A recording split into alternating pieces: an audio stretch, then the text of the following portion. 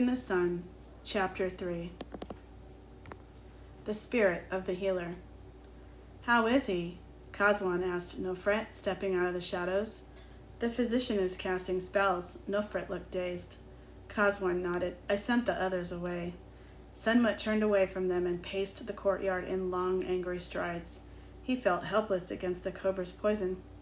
There has to be something, he thought. I can't just let him die. The gods would not have made a gift of the alabaster if they wanted him to die. Senmut stood in front of the alabaster, his legs spread wide, his fists pressed into his waist. Father can't die. He just can't.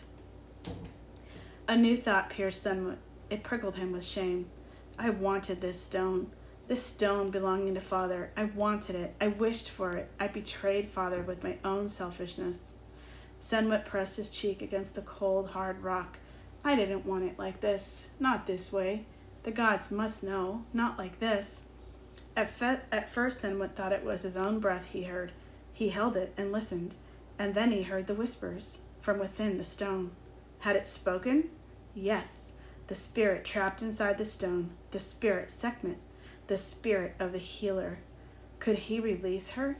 Until now, he had carved only small sections of his father's work, learning how each tool marked the stone, learning with how much force he must swing the mallet.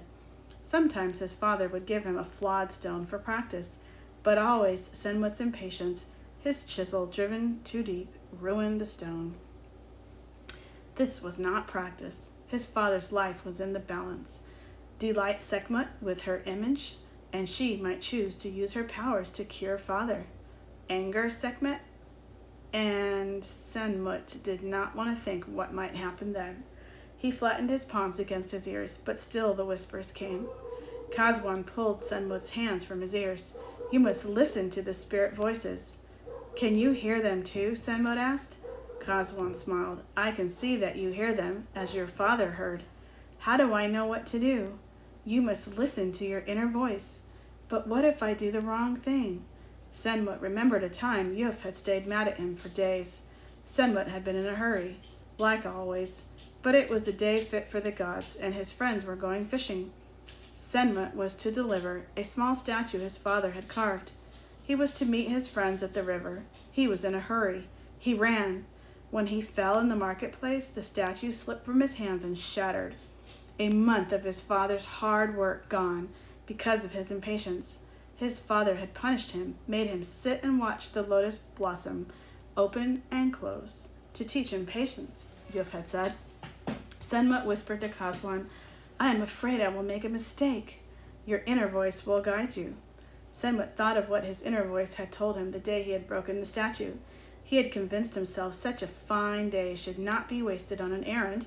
He'd argued with his inner voice until it was silent. Kazwan put a hand on Senmut's shoulder. The inner voice is in concert with the honorable deed, in conflict with the dishonorable one. You will know. The spirit voice from within the stone called out to Senmut. He tried to listen to his inner voice, but he was afraid. Afraid if he failed, it would mean his father's death. Kazwan handed Senmut the chisel. Senmut turned it in his hand. The fear began to disappear. He forgot the broken statue, forgot Kazwan, forgot even his father, lying near death on the roof above him. He could see into the stone. He could see the carving. Senmut placed the chisel on the stone and raised the mallet. The clang of stone on stone rang in the courtyard. Senmut carved the alabaster block for 2 days without rest. When darkness fell, Senmut lit torches and continued to chisel. Lighting an oil lamp, Senmut thought, the sun god Re drives his chariot into battle with chaos. I must fight my own demons here. If Re rises to light the morning sky, he has won. If my father rises, I have. Already the lion head of Sekhmet was emerging from the stone. Nofret dragged down the stairs, a wash basin sloshing at her hip. Her shoulders sagged, her eyes, rimmed in red, were underlined with dark crescents. She had not slept in the 2 days since Yuf had lost consciousness. Senmut did not ask about his father. He hadn't asked the last few times she'd come down. There was no need. He could see in her face that there was no change. She dumped the cloudy water in the dirt beside the well, not even bothering to wet the earth beneath the fig tree. She filled the basin with clear, fresh water. Kazwan dozed in the shade, propped up against the column. Senmut let him sleep. Someone should sleep. He was glad Kazwan had stayed. The wise one's presence spoke of Yo's importance to the spirits. Senmut turned back to his work. He was tired.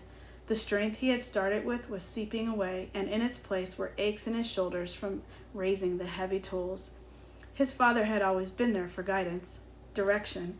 In his weariness, Senmut began to worry that he had been wrong to take the stone. Who was he to try to please a god? He was just a boy. The waters of the Nile had overflowed but 9 times since his birthing day. How could he have thought himself worthy? Senmut's arms hung by his sides. Behind him he heard Nofret's sharp intake of breath. Senmut turned to see what had startled her. She was staring at the stone. Her hand flew to her lips. Kazwan stood behind her, smiling. He took her by the elbow to steady her. Your son has been touched by the gods. Senmut turned back to his carving. The lion's mane flowed over the rock like water. The ripples melted into one another, changing the alabaster to fluid, flowing in the sunlight. It was good. He was good. Kazwan thought so. His mother thought so. Senmut picked up the chisel. He attacked the stone with new energy, more confident than before. If only he could finish before it was too late. He must hurry. Hurry. A dove fluttered down to the top of the courtyard wall. The clanging of the chisel and Senmut's swinging arm made the bird nervous, but the seeds in the dirt were tempting. The dove glided to the top of the cone-shaped grain silo. She cocked her head from side to side, twisting and pivoting to keep one eye on the seeds in the dirt below. A clang of the chisel drove her back to the courtyard wall. Then, in one courageous swoop, she fell on the seeds. Pecking at them, she grew less cautious, absorbed with eating the meats from the shells she cracked with her beak. Senmut needed the small chisel for some fine work around Sekhmet's nose. Hastily, he tossed the large chisel to the side.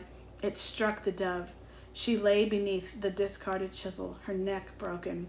Kazwan moaned. Senmut turned, alarmed. Was his father worse? Kazwan's face had gone ashen. He stared, pointing at the ground. Senmut followed the direction of Kazwan's outstretched finger, fear flooding him.